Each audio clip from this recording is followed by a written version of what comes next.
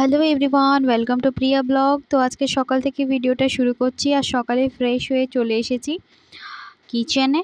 আর বুঝতেই তো পারছেন কিচেনে কেন এলাম সাত সকালে। তো যাই হোক, বাইরে একটু ঘুরে আসি।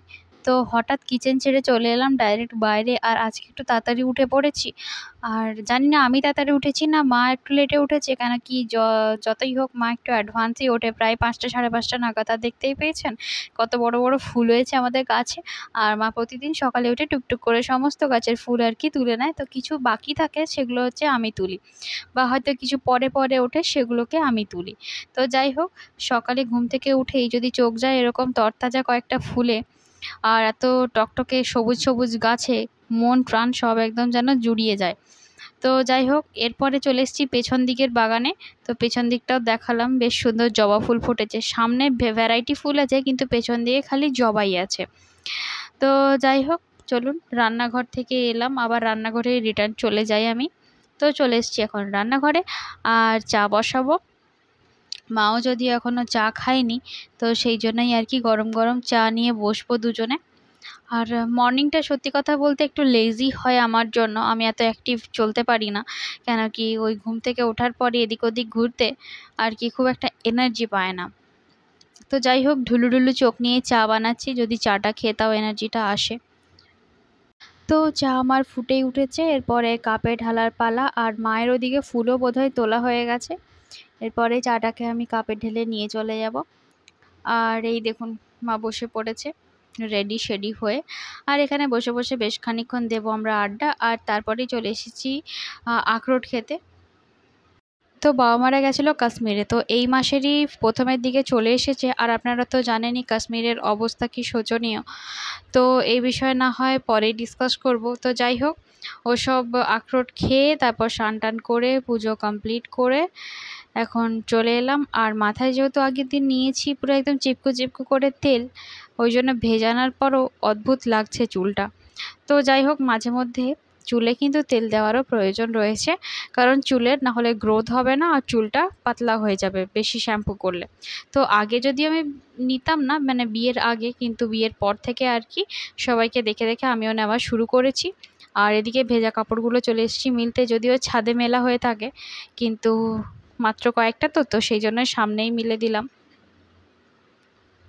আর এই যে এখান থেকে বসে বসে রাস্তাটা দেখতে কিন্তু ভালোই লাগে, ওই জন্য সকাল বিকাল বসে আমরা দেখি। আর সামনের দিকটা তিরপল টাঙানো আছে, কেন কি আহ, যেহেতু ফাঁকগুলো বড় বড়, তো সেই জন্য পোকামাকড় ঢুকে যাওয়ার একটা চান্স থাকে। তো সবসময় আর কি যেহেতু দুজন থাকি, তো গেট ফেট একটু বন্ধ করেই রাখতে হয়, যখনই ঢোকা হয় বন্ধ করে দেওয়া হয়, ম্যাক্সিমাম টাইম তালা দিয়ে রাখা হয়। আর এই দেখুন, কয়েকটা ফুল আমি ফেলতে ভুলে গেছিলাম, তো সেগুলো ফেললাম। আর এখানে এসে খাচ্ছি আমি লাড্ডু। আর আমার বেশ খানিকক্ষণ আগেই ব্রেকফাস্ট খাওয়া হয়ে গেছে। আর দিন দিনকে মোটা হচ্ছি, তারপরেও লাড্ডু খাওয়া চাই। আর এখন হয়ে গেছে লাঞ্চ টাইম। তো আজকে তরকারিপাতি সব মাই করেছে, তো দেখেই বুঝতে পারছেন খুব টেস্টি দেখাচ্ছেও, খেতেও হবে দুর্দান্ত। যাই হোক, বেশি কথা না বলে এখন আমরা খাই। আর খেতে বসে পড়েছি। তো মা আজকে আমাকে দেখে বোধহয় কপি করছে শাড়ি পরার জন্য, তো সেটা কথা নয়, মা মাঝে মধ্যে শাড়িও পরে আর কি। আর এখন হয়ে গেছে বিকেল, ওই জন্য একটু ফ্রেশ হয়ে গেছি, সে তো দেখে বোঝাই যাচ্ছে। আর প্রচণ্ড ঘাম দিচ্ছে, মাথা থেকে যেমন জল ঢালা হচ্ছে। আর চলে এসছে আমাদের জেঠিমণি কাজ করতে। আর এখন আমি চলে এলাম কিচেনে, করব আমি চা।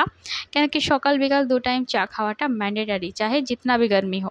তো যাই হোক, চাটা খাওয়ার পরে চলে এসেছি কিচেনে। আর ফুল গান চালিয়ে দিয়ে এখন আমি করছি রুটি, কিন্তু কপিরাইট ক্লেমের জন্য গানটা তো দেওয়া যাবে না।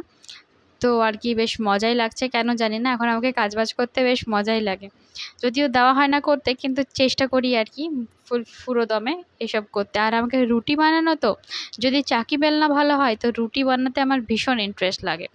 তো যাই হোক, কথা বলতে বলতে কাজগুলো কিন্তু সারাদিনে টুকটুক করে হয়েই যাচ্ছে। আর রুটি বানাতে যদি আমার টাইম লাগবে, আর দিচ্ছে প্রচণ্ড পরিমাণে ঘাম। কেন কি এই কদিন হলো বৃষ্টিটা পড়েই নি এদিকে বলা চলে। আর সারাদিনের এতটাই গরম থাকে, ঘরগুলো থেকে মনে হয় যেন মানে লিটারালি ভাপ উঠতে থাকে। তো যাই হোক, এক এক করে রুটি করতে থাকি। বাই চান্স যদি বৃষ্টি ফিষ্টি চলে আসে মেঘ কোনো দিক থেকে, তো কারেন্ট ফারেন্ট চলেও যাবে। তো সেই জন্য আর কি ঝটপট করে নিই। বেশি তো রুটি লাগে না, দুজনের মাত্র 6-7টা করলেই হয়ে যায়।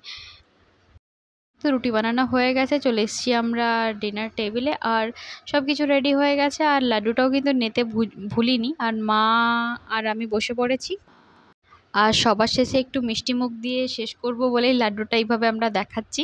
আর ভিডিওটা বেশি বড় করছি না, যদি ভালো লেগে থাকে একটা লাইক করে দেবেন। যারা আমার চ্যানেলে নতুন আছেন চ্যানেলটিকে সাবস্ক্রাইব করে দেবেন। সকলেই ভালো থাকবেন। আমার ভিডিও কেমন লাগে তা কিন্তু একেবারেই কমেন্টে জানাতে ভুলবেন না। আর সকলেই ভালো থাকবেন, যেখান থেকে দেখছেন প্রত্যেকে একটা করে কিন্তু লাইক করে দেবেন। আজকের মতো এখানেই তাহলে চলি, টাটা।